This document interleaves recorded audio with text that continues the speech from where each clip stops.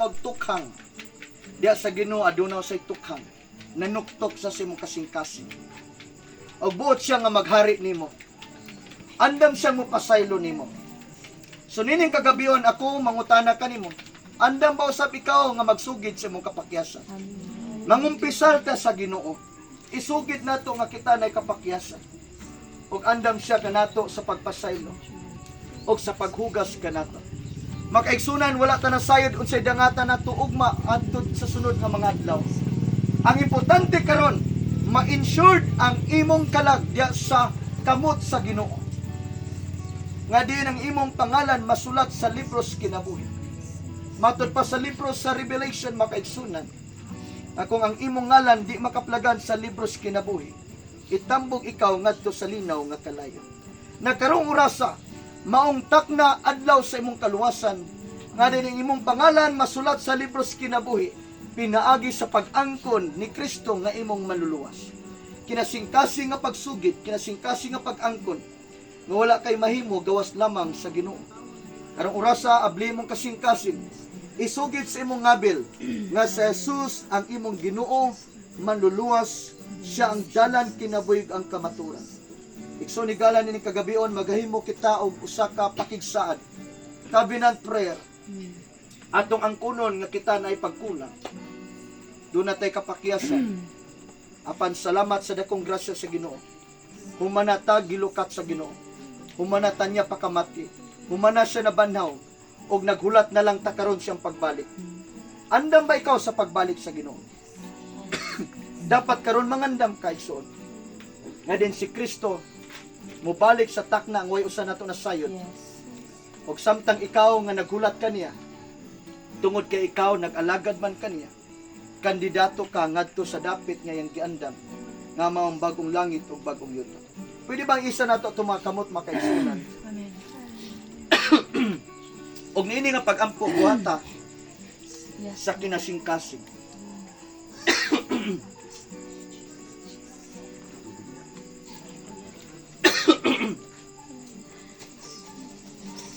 Maawit sa kitag usa ka awit, dili ko mabuhi. Kinabuhi ko, malayo kanimo lang ako magasakit ang mahal ko. Makaigsunan ako kang i-challenge karon. Pwede ba nga mo surrender ta sa Ginoo? Amen. Buhata kini sa kinasingkasing. Wala ko nasayod unsay dangatan nato sa atong mga ugma ug mga adlaw. Apan ang pinakaimportante ninitak na karon nga diin makaigsunan ablihan nimo imong kasing-kasing. Tugutan nimo nga gikan karon si Kristo nay maghari sa imong kinabuhi. Amen. Wala ka nagdawat og usa ka pundok. Si Kristo ang imong angkunon karon nga imong manluluwas sa imong kalag, lawas ug espiritu. Igsoon uban kanako kung buot ka mo ba na nga pag-ampo ayaw ka ulaw. Buhata sa kinasingkasing. Mao kini ang oras nga din imong pangalan buot sa Dios masulat sa libros kinabuhi.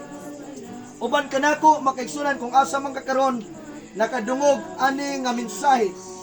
Buhata nga dunay pagtuo. Uban kanako nini nga pag-ampo langit nun nga mahal. Langit nun nga mahal. Dios nga magagahom sa tanan. Salamat sa imong mensahe. Ang pulong sa paglaom.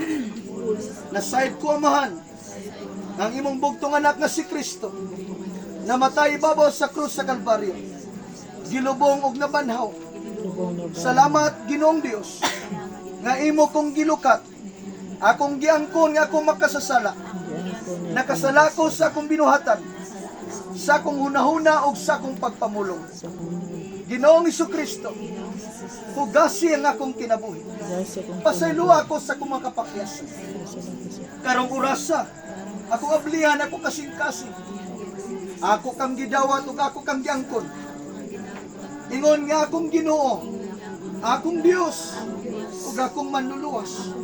Ginoong Jesucristo, karong orasa isulat akong pangalan sa libros kinabuhi. Sa libros sa kinabuhi. Hinumdumi ako sa adlaw nga ikaw mo balik.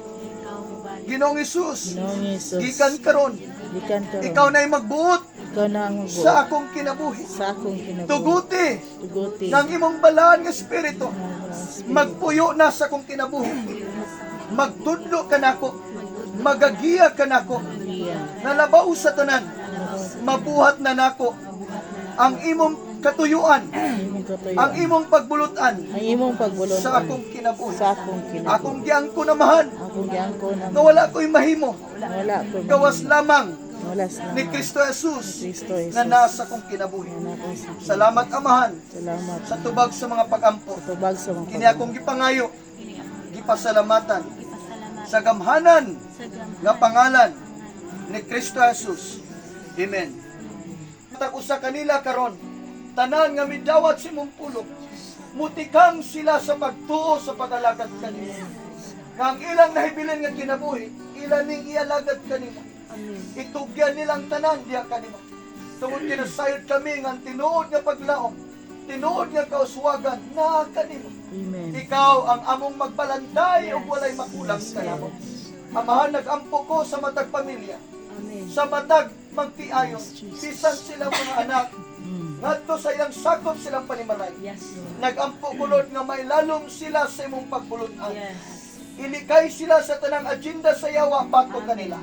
Ilikay sila sa tanang matang sa klase nga espiritus balatian, tanang klaseng aksidente, bisan ang espiritus kamatayon sa lipantak ng panahon. I-preserve ilang kinabuhi. Yes, Lord. O Lord, nagay pa sila gigayon. Hallelujah. Nga mualagad kanimo, muday kanimo, musimba kanimo. Tungod kay mao lamang kini ang higayon nga mabuhat manamo Ginoong Dios ang imong katuyuan kanamo. I-bless ang ilang panginabuhian. I-bless ang ilang mga resources. I-bless ilang mga kaubahan. I-bless ang ilang mga negosyo. I-bless, Lord, ang tanang buhat silang kamot. Ang kalinaw maghari silang panimalay. Ang ilang mga anak ilikay sa tanang daotang impluensya ni kalibutan. Gikan sa tanang klaseng bisyo mga droga. In the mighty name of Jesus. Nag-ampo ko, Ginoo, ang ilang panimalay magpalinawon. Lord, kini nga barangay sa Don Pedro magpalinawon. Maghari ka nini nga barangay, Ginoo. Ang dakong pagkapukaw umabot kini nga dapit. Ang mga tao, Ginoong Dios, mualagad na kanimo. Magatugyan silang kinabuhi. Lord, salamat, Ginoo, walay pagpanginanglan nga di matagbo. Ang ilang pagpanginanglan imo isupply in the name of Jesus. Lord, nakita nimo karon ilang pagpanginanglan. Mga panimalay nga walay kalinaw, makabatog kalinaw. Mga panimalay nga puno sa kagubot, makabaton og kalinaw. In the mighty name of Jesus. Mga panimalay, Ginoong Dios, nga nanginanglan og trabaho, nanginanglan og mga Lord God, mga resources imong i-provide ng kahibulungang provision alang kanila. Ang nanginanglan trabaho, makabatog trabaho in the name of Jesus. Lord, salamat sa kahibulungang pabor. Bisitahin ang panimalay. Bisitahin kini nga barangay, Ginoong Dios. Ikan sa mga barangay council. I-bless ang tibok barangay in the name of Jesus. Tunay na kong pagkapukaw. Tunay na kong harvest sa kalag. Makinabuhi, Ginoo. Kalin mo simbag mo alagad kanimo. Musimba niya sa espiritu sa kamaturan. Lord, salamat nga dunay kabaguhan silang kinabuhi. Dunay transformation silang kinabuhi. In the name of Jesus. Panalangin sa Lord, kini nga pamilya. Lord, pamilyang pading o katubig. Nagampo ko, Ginoong Dios, ng imong bendisyon sa kanunay mabatunan sa tibok kaliwatan. Hindi sila ginulabaw sa tanan mo, pagdayon sila sa pag-alagad kanimo. Lord, kini nga tibok banay imong tipigan. Ilikay sa tanang klaseng balatian o ang ilang kinabuhi ma-preserve o labaw sa tanan. Mualagad pa sila kanimo, pintas doon ang pa'y dakong kayunan. Lord, salamat sa tubag sa mga pag-ampo. Kini nga patayng lawas, salamat nga usa kini nga lawas nga mapanaw sa adlaw. Mamutingog ang trompitas kalangitan. Pala si mong pulong, sa diya nga mutingog ang katapusang trompita. Ang mga nangamatay nga nagtuog ang Kristo.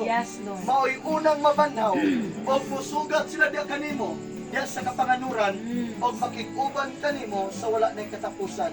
O ang mga buhi niya itong panahon na nga nagtuusap kang Kristo, sila pagasagkawon o musugat usap kanimo diya sa kapanganuran o makikuban na kanimo sa wala na'y katapusan.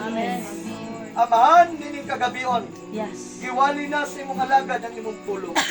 Nakita nimo karon ang matakasing-kasing nga dunay sinsiro nga nagdawat. Panalagini ang ilang kinabuhi. Panalangin nga gikan kanimo labaw sa tanan kinabuhi dayon nga ilang naangkon ngadto sa tibok nilang pamilya. Dalaygon ka mahal ni kagabion, tapos ug angayan kang pasidunggan.